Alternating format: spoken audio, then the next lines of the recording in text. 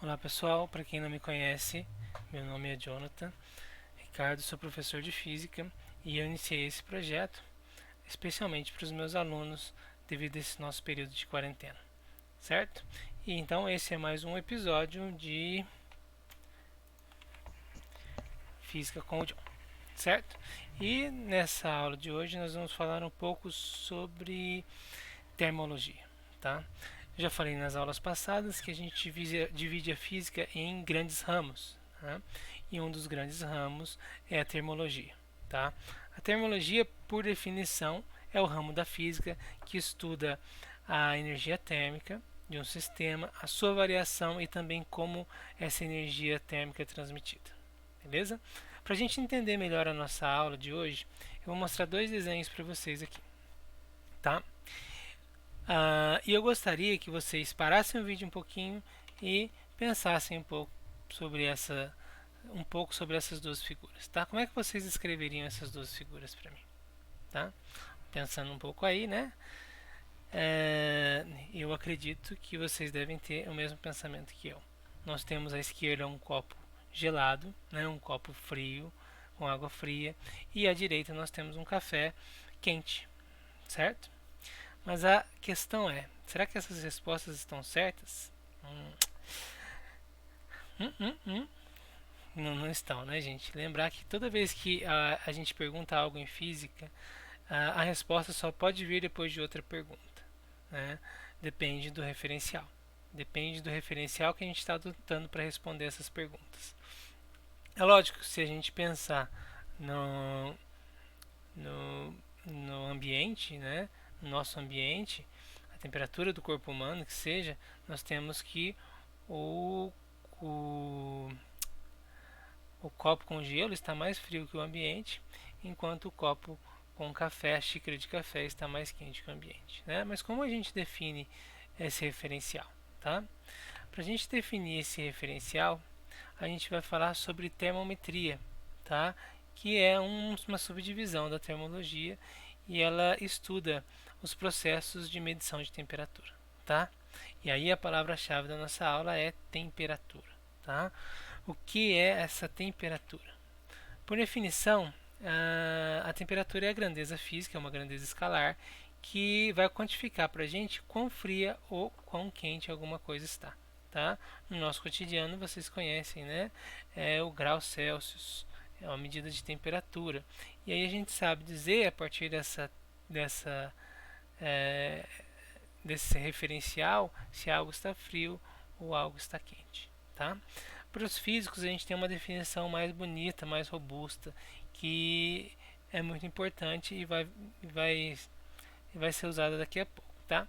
Que é a temperatura é a grandeza escalar que define o grau de agitação das moléculas, tá? Então, quanto maior a temperatura de uma substância, de um objeto, tá? Maior é a agitação das moléculas que constituem esse objeto. Beleza? Essa é uma definição importantíssima e vale a pena guardar. Tudo bem? Ótimo. Outra coisa importante quando a gente vai estudar termologia e termometria é um conceito conhecido como equilíbrio térmico, tá? O que é um equilíbrio térmico? Eu sei que se eu deixar aquela xícara de chá e aquele copo com gelo por 2 dias numa sala, eu sei que quando eu voltar depois desses 2 dias, o gelo vai esquentar, né? Esse copo com gelo vai esquentar e o copo e a xícara de café vai esfriar até a temperatura ambiente. Ou seja, até que eles e todos os objetos naquele ambiente estejam com a mesma temperatura. Então a gente diz que neste momento, tá, o nosso sistema ele encontrou um equilíbrio térmico. Para a gente definir melhor isso, vamos fazer o seguinte: vou pegar 3 objetos, pode ser metais, um condutor, por exemplo, tá? O A, o B e o C. Eu vou dizer que o B está em contato com o C e o C está em contato com o A, tá?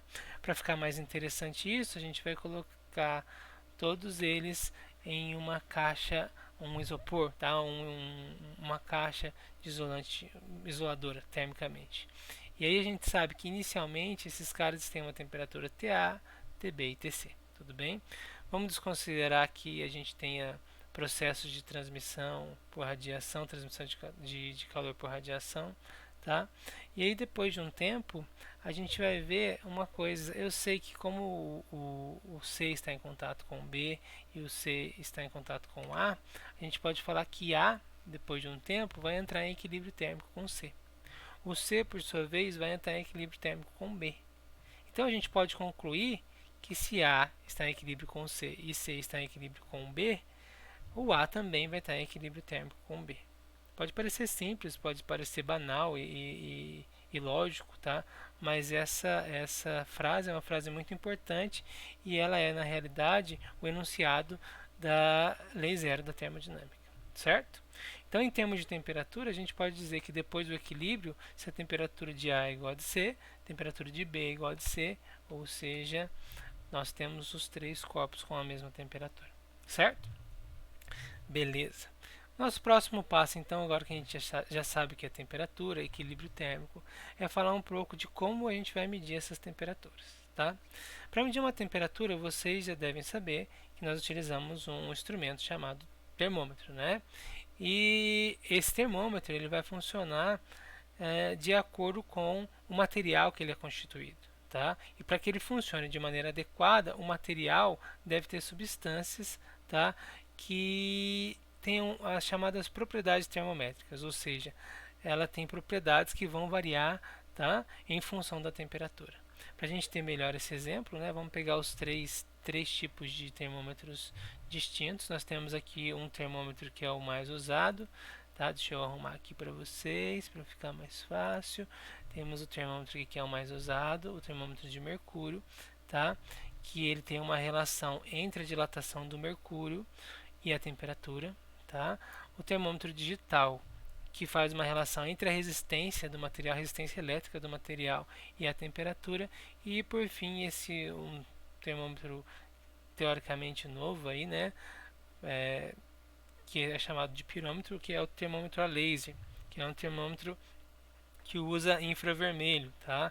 Ele faz a medida de temperatura através do cálculo de radiação de um corpo, tá? Não vou entrar em detalhes desse aqui agora, mas vamos pegar aquele que é mais usado e é o que é mais utilizado nos vestibulares, que é o termômetro de mercúrio, que está relacionando a altura, a dilatação do mercúrio com a temperatura, certo?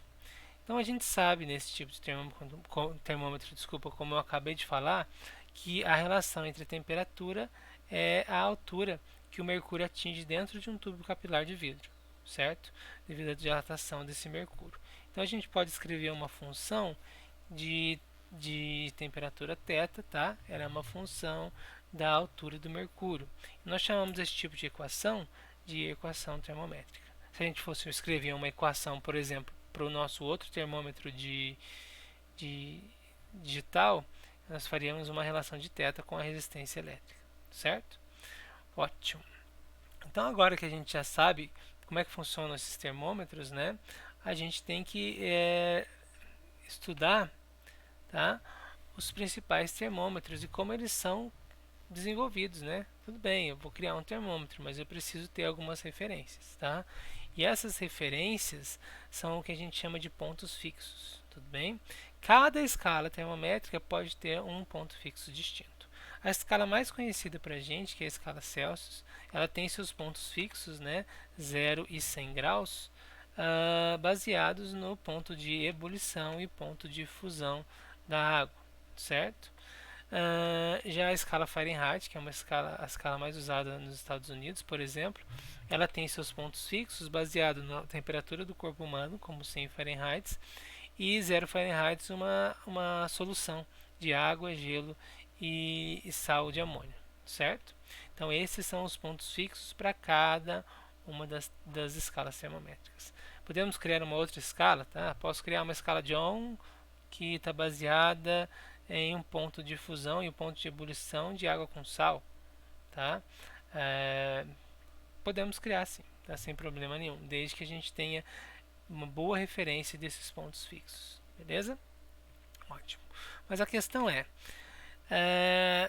se a gente está medindo com relação a alguma coisa, existe uma temperatura bem definida, uma temperatura que a gente possa chamar de absoluta? Sim, tá? A temperatura, a escala usada pelo Sistema Internacional é conhecida como escala Kelvin, tá? E é o que nós chamamos de escala absoluta, porque ela está relacionada intimamente à energia das partículas em estudo. Tá? O que eu quero dizer com isso? Quer dizer que se eu falo que existe uma partícula a 0 Kelvin, ou chamado zero absoluto, quer dizer que essa partícula é totalmente inerte, totalmente imóvel, certo? E não pode ceder nenhum tipo de energia para nenhum outro corpo. Beleza? É lógico que essas temperaturas a gente não consegue atingir com esses termômetros triviais, tá? Para isso a gente tem que usar os termômetros de gases, mas eu não vou entrar em detalhes sobre esses termômetros aqui, tá? Mas através desses termômetros foi possível definir que 0 Kelvin, ou seja, o zero absoluto, corresponde a menos 273,15 graus Celsius. Tá? Para a gente aqui no vestibular, a gente vai usar simplesmente menos 273 graus Celsius, beleza? Ótimo, então essa é a menor temperatura que pode ser medida em graus Celsius, beleza, gente? Ótimo. Então, falando dessas diferentes escalas, né? Como é que a gente pode fazer uma relação, né? Como é que a gente pode criar uma relação entre uma e outra? Vou pegar essas três escalas mais conhecidas para a gente entender como é que isso funciona, tá? E como é a matemática por trás disso. Beleza. Antes de qualquer coisa, eu vou pegar três tubos capilares de vidro idênticos e vou colocar nesses tubos um pouco de mercúrio, certo? Aqui, um pouco de mercúrio em cada um deles, de maneira idêntica. Vou pegar esses três tubos e colocar eles dentro de uma panela com água e gelo, certo? Ou seja, nós temos um recipiente, um sistema com 0 graus Celsius e os correspondentes em Fahrenheit e Kelvin, beleza? Ótimo. Então a gente vai colocar essa panela no fogão, por exemplo, e vai começar a esquentar até que a água chegue no seu ponto de ebulição. Então, o que vai acontecer com o mercúrio? Ele vai dilatar, né? E a gente vai ter um aumento nessa altura. E a gente sabe que para Celsius seria 100 graus, para Fahrenheit vai ser 212 e para Kelvin vai ser 373 Kelvin. Beleza? Olha uma coisa interessante. Eu sei que eu posso graduar, eu posso fazer riscos aqui, né, para cada grau que eu for subindo. E na escala Celsius, desse ponto até esse, eu tenho 100 risquinhos, ou seja, 100 unidades. Já aqui eu teria 180 unidades. E uma coisa interessante é que o Kelvin também tem 100 unidades. Tudo bem? Então é legal que uma variação dentro desse aqui, uma variação de 2 unidades aqui, corresponderia a uma variação de 2 unidades aqui também. Interessante isso, né? Mas a gente vai entrar em maiores detalhes daqui para frente, beleza? Ótimo. Então nós temos aqui bonitinho, todos eles estão alinhados. E eu quero fazer o seguinte, eu gostaria de descobrir uma nova temperatura, tá? Vou colocar esses três agora num novo ambiente e a altura do mercúrio vai ficar aqui, ó. É óbvio que os três são mercúrio, então os três vão ficar alinhados, mas eu quero saber qual é a marcação que vai estar aqui, qual é a marcação que vai estar aqui e qual é a marcação que vai estar aqui em cada um desses termômetros, tá? Então, para a gente entender isso, eu vou chamar essa marcação de graus Celsius, essa marcação de, desculpa, θ Celsius, θ Fahrenheit e aqui T por conta da definição de temperatura absoluta, certo? Seguinte, gente, como vocês viram, tudo é mercúrio, então essa altura é idêntica a essa. A diferença é que o número de tracinhos aqui, né, da graduação em Celsius é diferente do número de tracinhos da graduação em Fahrenheit. Mas a gente pode fazer uma relação, tá? Porque eu sei que se essa altura é a mesma, então, e essa altura total é a mesma para os três, eu posso fazer o seguinte: essa variação, né, está para essa variação total, ó, essa variação, θc menos 0, 100 menos 0, está para essa, assim como essa mesma variação, porque tem a mesma altura, certo? θf menos 32, que é essa variação, está para a variação total, tá? Que nós temos então 180 unidades de variação aqui, né? E está também para essa variação em Kelvin, tudo bem? E já que são as mesmas alturas, né, eu fiz sempre a mesma relação um sobre o outro, a gente pode igualar as equações e nós teremos a relação entre as três principais escalas termométricas. tá? Então é o seguinte, eu quero passar uma temperatura de Celsius para Fahrenheit, então eu vou usar só essas duas. Quero passar de Celsius para Kelvin, então eu vou usar só essa e essa, certo? Então eu vou usar só aquilo que me convém no caso, beleza? Outra coisa que eu tenho que falar, que meus alunos costumam errar muito, tá? A gente sempre está trabalhando com variações. Eu não posso falar que 373 está para 212, assim como um outro valor está para um outro valor. Não. Eu tenho que trabalhar com variações, porque as variações da altura do mercúrio são iguais. Então, sempre que a gente for colocar aqui, ó, na nossa equação termométrica, é sempre a variação. Tome cuidado, por favor. Eu gosto de trabalhar com ela desse jeito, tá? Mas em muitos livros, o que a gente faz? A gente divide os denominadores aqui por 20. Então a gente vai ter aqui 5, 9 e 5. E a gente pode reescrever essa escala dessa maneira aqui, né? Essa equação dessa maneira aqui, que é a que os meus alunos mais gostam de usar. Eu particularmente não gosto, mas também não vejo problema nenhum em usar. Beleza? Por que eu não gosto? Porque se a gente vai naquela equação lá, a gente entende como ela é formada, como ela é formulada e pode fazer para qualquer um, certo? Pode criar uma escala nossa aqui, uma escala x, uma escala y e resolver para qualquer uma, beleza? Então, ótimo. Então é isso, tá? Então eu trouxe para vocês como isso cai muito no vestibular, né? E é um assunto que vocês não podem errar, porque geralmente é uma questão fácil. Então eu trouxe para vocês alguns exemplos de como a gente trabalhar com essas escalas, tá? O primeiro exemplo é um exercício, eu não lembro se é da FUNESP ou se é da FUVEST, tá? Mas é um exercício interessante que é o seguinte. Ele coloca 3 termômetros, tá? Um na escala Celsius, um na escala A e outro na escala B. Ele coloca esses 3 termômetros primeiro em gelo, ou seja, na fusão da água, certo? Depois coloca em ebulição, tá? E primeiro ele pede para a gente definir quem é X, quem é Y. Tá? Como a gente viu anteriormente, eu sei que na fusão, no ponto de fusão da água, o X vai ser 0 graus Celsius, certo? Enquanto na ebulição o Y vai ser 100 graus. Tá? E agora eu quero criar uma equação termométrica para relacionar esses três caras. Como é que eu vou fazer? Vamos lá, se ele me deu os pontos fixos, 0 e 100 graus Celsius e as correspondentes para cada um deles, eu vou fazer a mesma coisa que eu fiz lá para as escalas Fahrenheit e Kelvin, tá? Então eu tenho 0, 10 e menos 10 aqui, enquanto aqui em cima eu tenho 100, 80 e 90, tá? Quero descobrir uma temperatura aqui no meio para cada um delas e relacionar, tá bom? Lembrando que aqui é a altura mesma, tá? Então eu posso criar a relação. Essa variação está para toda a variação do x, assim como esta variação θ menos a inicial aqui está para toda a variação do A, assim como essa variação menorzinha, ó, ficar esperto quando é menos, fica menos, menos, vai virar mais aqui, está para toda a variação do B, beleza? E aí é só substituir um valor que você queira aqui e usar o essa. Quer transformar Celsius em A, usa essas duas. Quer transformar A em B, usa essas duas, certo? Ótimo. Eu gostaria que vocês treinassem isso, tá? Eu vou mandar uma lista de exercícios e eu gostaria que vocês treinassem. Um outro tipo de exercício que aparece bastante são exercícios de forma gráfica, tá? Eles não vão estar na forma do termômetro em si, mas vão estar numa forma gráfica. Então aqui eu tenho um gráfico que relaciona uma temperatura X com a temperatura Celsius, tá bom? E aqui eu vou abrir um parênteses e eu quero que vocês prestem muita atenção. Ah, professor, mas Celsius é sempre 0, 100? Não. Vai ser 0 e 100, tá? Se a gente souber que a gente está trabalhando com os pontos fixos de fusão e ebulição, tá? Ou se a gente quiser trabalhar com aquelas escalas conhecidas, porque a gente conhece os valores de fusão e ebulição da água para as três. Agora, se é uma escala nova, eu tenho que trabalhar com o que está aqui no gráfico, tá? Então, o que tem aqui no gráfico? Primeiro, eu tenho o primeiro ponto, que é a relação entre os dois, que é o ponto onde o nosso x é 0 e o nosso c é 30. Tá? Eu me adiantei aqui, mas o que eu gosto que meus alunos façam, né, é pegar esses dados e transportar para um termômetro, tá? Porque aí fica mais fácil de vocês enxergarem. No futuro vocês vão fazer direto no gráfico, mas por enquanto vamos fazer isso, tá?